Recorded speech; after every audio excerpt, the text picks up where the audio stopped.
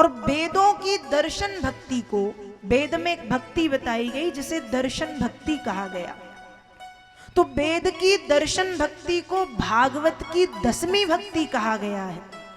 तो कपिल देव जी अपनी माता देवहूति को दर्शन भक्ति के विषय में बताते हैं और कहते हैं कि मां तई दर्शनीया वय वैरुदारो बिलाशहासेक्षितवाम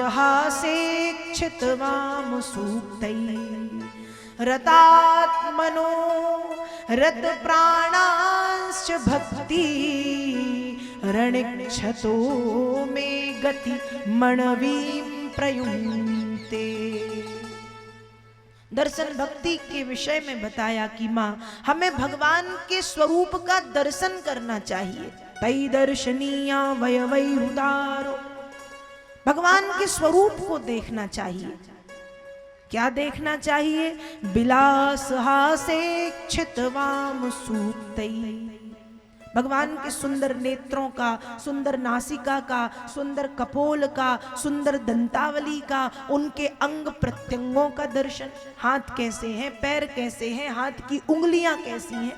अंग मतलब हाथ पैर मुख, प्रत्यंग मतलब आंख नाक अधर कान, हाथ हाथों की उंगलियां, उंगलियों के नाखून, ये है प्रत्यंग। तो अंग और प्रत्यंगों का दर्शन करना चाहिए, देखना चाहिए। जब हमारे प्रभु मंद मंद मुस्कान से मुस्कुराते हैं तो कैसे दिखते हैं, जब हमारे प्रभु बोलते हैं तो कैसे दिखते हैं, जब हमारे प्रभु चलते हैं तो कैसे दिखते हैं, जब हमारे प्रभु क्रोध में आते हैं तो कैसे दिखते हैं, जब हमारे प्रभु कहीं दृष्टि डालते हैं, कहीं देखते हैं तो उनके देखने का तरीका क्या है, कैसे दिखते हैं। तो विलास हासेक्षितवाम सूक्तै, मां दर्शन करना चाहिए। और जब भक्त भगवान का दर्शन करता है तो वो बिना भक्ति के भक्ति बन जाती है और इस जीव को मुक्ति मिल जाती है। दर्शन भक्ति ऐसी ही है। दर्शन भक्ति में ये नहीं कि मन लगाना ही पड़ेगा, बिना मन लगाए भी वो भक्ति बन जाती। आप श्रवण भक्ति करोगे तो सुनने में मन लगाना पड़ेगा, जब तक मन नहीं लगेगा कुछ समझ में नहीं आएगा। कीर्तन करोगे तो कीर्तन में मन लगाना पड़ेगा, मन नहीं लगेगा तो कीर्तन में रस नहीं आएगा। स्मरण भक्ति में भी याद करने के लिए मन लगाना पड़ेगा, तब स्मरण भक्ति होगी। लेकिन ये जो दर्शन भक्ति है इसमें मन लगाने की जरूरत नहीं है, बिना मन के भी अपने आप मन लग जाता है और इस जीव को मुक्ति मिल जाती है। तो बिना मन के मन कैसे लगता है, ये तो बड़ी नई बात है कि मन नहीं है फिर भी भक्ति बन गई। बोलिए वृंदावन बिहारी लाल की जय, हनुमान जी महाराज की जय। तो कहा कि बिना भक्ति के भक्ति कैसे बने, कैसे बने बिना भक्ति के भक्ति।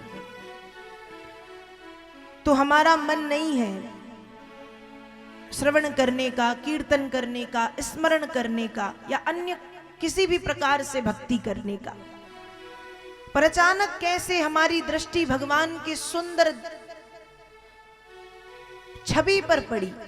हमने अचानक भगवान की सुंदर दिव्य मूर्ति को देखा और जब हमने देखा तो हम देखते ही रह गए कि हमारे भगवान कितने सुंदर हैं, हमारे भगवान की आंखें कितनी सुंदर हैं, कमल के समान पंखुरी, कमल के पंखुरी के समान कटीले कटीले नेत्र, उन नेत्रों में भी लाल लाल डोरियां, नासिका कितनी सुंदर है, अधर बिंबा फल की तरह लाल, कपोल कितने सुंदर हैं, दंतावली कितनी सुंदर है, कानों में कुंडल, मणिजड़ित कुंडल और कुंडल भी कपोलों को स्पर्श कर रहे हैं, माथे पर मोर मुकुट जिनकी लड़ियां लटक रही हैं, हृदय में श्रीवत्स का चिन्ह, गले से लेकर के हृदय तक, हृदय से लेकर के नाभि तक जो कमल पुष्पों से सुशोभित है, ऐसे प्रभु।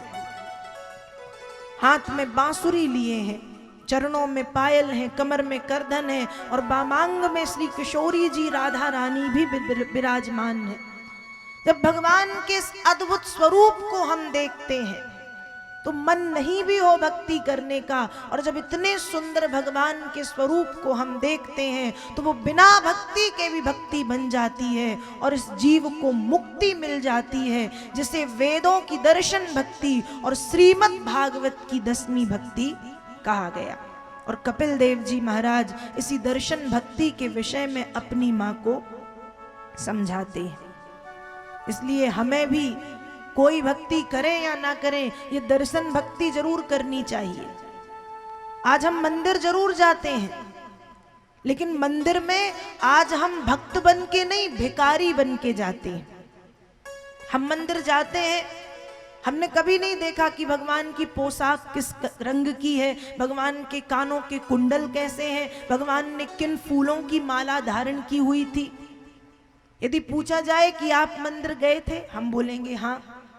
किस रंग की पोशाक थी भगवान की, हम कहेंगे हमने तो ध्यान नहीं दिया। चलो पोशाक नहीं देखी, किस फूल की माला पहने थे, गुलाब की, बेला की, चमेली की, गेंदा की, किस फूल की माला हमने नहीं देखा। तुलसी की माला धारण किए हुए थे कि नहीं, हम कहेंगे हमने नहीं देखा। तो भैया गए क्यों थे, दर्शन करने या कुछ और? तो हम दर्शन करने नहीं जाते, हम भिखारी बन करके जाते हैं। ये दे दो, वो दे दो, ऐसा कर दो, वैसा कर दो, ये दिला दो, वो दिला दो, सुख दे दो, शांति दे दो, धन दे दो, संपत्ति दे दो, दुख दूर कर दो। ध्यान रखिएगा, भक्ति 2 प्रकार की होती है, निष्काम और सकाम। नी मतलब नहीं, काम मतलब कामना। जिस भक्ति में कामना ना हो वो निष्काम कहलाती है, और जिस भक्ति में कोई कामना हो वो सकाम कहलाती है। पर भक्त को निष्काम भाव से भक्ति करना चाहिए, जिस भक्ति में कामना ना है, नहीं है। आपको भगवान से मांगने की जरूरत नहीं है। आपके जीवन के लिए जो बेहतर है वो भगवान आपको देंगे, वो मिलेगा आपको, भले थोड़ा विलंब से मिले, पर मिल जाएगा। यदि आपके मन का कुछ हो रहा है तो उनकी बहुत बड़ी कृपा है। यदि आपके मन का कुछ हो रहा है तो ठाकुर की बहुत बड़ी कृपा है, और यदि आपके मन का कुछ नहीं हो रहा तो समझ लो इसमें उनकी इच्छा है, और उनकी इच्छा में आपकी कोई ना कोई भलाई है, आपका हित है। इसलिए मांगो मत, क्योंकि मांगने से प्रेम कम होता है, मांगने से प्रेम की धारा टूट जाती है। आपका कोई मित्र है, आप अपने मित्र से कुछ मांगोगे, वो दे देगा, मना नहीं करेगा। एक बार तो कुछ भी नहीं, दूसरी बार मांगोगे फिर भी देगा, मना नहीं करेगा। लेकिन मांगने से प्रेम की धारा कम होती है, टूट जाती है। इसलिए मांगना नहीं है, भक्ति निष्काम भाव से करनी है। तो जब भगवान के मंदिर जाएं तो दर्शन भक्ति का आश्रय लेकर के भक्त को भगवान का दर्शन करना चाहिए। भगवान के अति सुंदर, अद्वितीय, रमणीक स्वरूप का दर्शन, ऐसा दर्शन कि नेत्रों में वह स्वरूप भर जाए कि प्रभु कितने सुंदर हैं, हमारे प्रभु कितने सुंदर हैं, किशोरी श्री राधा रानी कितनी सुंदर है। तो इस तरह से श्री कपिल देव जी महाराज ने अपनी माता देवहूति को दर्शन भक्ति के विषय में ज्ञान का उपदेश दिया। भागवत में इसे ही कपिलोपदेश की कथा कहते हैं।